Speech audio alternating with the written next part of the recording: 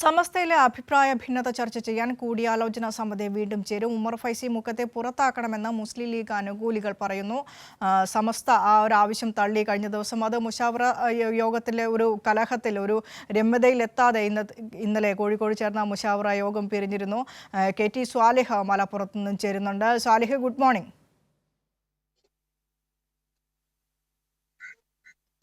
Good morning. നേരത്തെ മേഘയോട് സംസാരിക്കുകയായിരുന്നു. ഇന്ന് മുസ്ലിം ലീഗ് നേതൃയോഗം കോഴിക്കോട് നടക്കാനിരിക്കെയാണ് സമസ്തയുമായി ബന്ധപ്പെട്ട വിഷയങ്ങൾ, സമസ്തയുമായുള്ള ഭിന്നത വളരെ രൂക്ഷമായിരിക്കുകയാണ്. അത് വലിയൊരു പ്രതിസന്ധി സൃഷ്ടിക്കുന്നുണ്ട് ലീഗിൽ.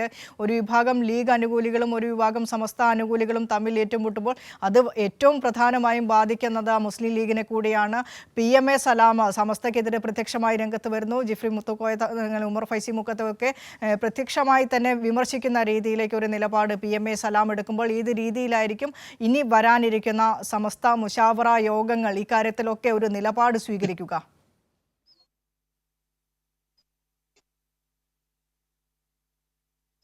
വിനിഷ, സമസ്ത കേരള ജംഇയ്യത്തുൽ ഉലമ EK വിഭാഗത്തിൽ മുസ്ലിം ലീഗിനെ ചൊല്ലിയാണ് വലിയൊരു തർക്കം രൂപപ്പെട്ടിരിക്കുന്നത്.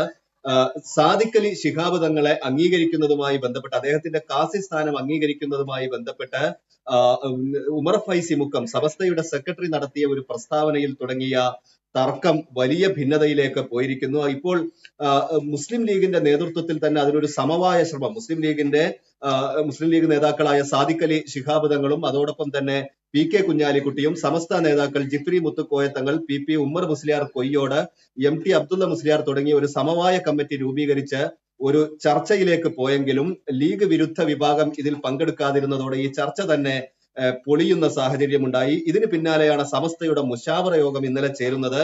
സമസ്ത മുഷാവറയിൽ ലീഗ് അനുകൂലിയായ ബഹാവുദ്ദീൻ നദവി ഉമർ ഫൈസിയെ നീക്കണമെന്ന് ആവശ്യപ്പെടുന്നു. എന്നാൽ മറ്റു പണ്ഡിതന്മാരെല്ലാം ഒന്നിച്ച് അത് സാധ്യമല്ലെന്ന് അറിയിച്ചതോടെ വലിയ തർക്കത്തിലേക്ക് പോകുന്നു. പിന്നീട് ഈ ഭിന്നത മാത്രം ചർച്ച ചെയ്യാനായി മറ്റൊരു മുഷാവറ യോഗം ചേരാമെന്ന തീരുമാനത്തിലാണ് ഇന്നലെ പിരിയുന്നത്. ഇത് 2 ആഴ്ചക്കകം ചേരുമെന്നാണ് അറിയിച്ചിട്ടുള്ളത്. പക്ഷെ നിലവിൽ ഈ വിഷയവുമായി ബന്ധപ്പെട്ട് മുസ്ലിം ലീഗ് വലിയ പ്രതിസന്ധിയിലേക്ക് പോയിരിക്കുകയാണ്.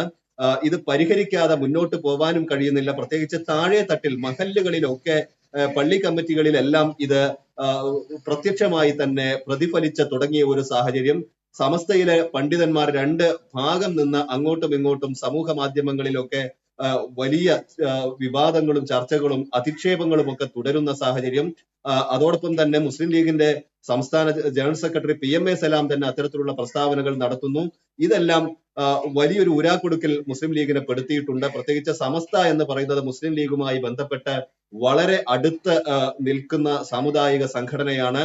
അതിനകത്ത് മുസ്ലിം ലീഗിനെ ചൊല്ലി തന്നെ ഉണ്ടായ ഒരു തർക്കം പരിഹരിക്കാനാവാതെ ഇപ്പോഴും തുടരുന്ന സാഹചര്യമാണ് ഉള്ളത്. വിനിഷ.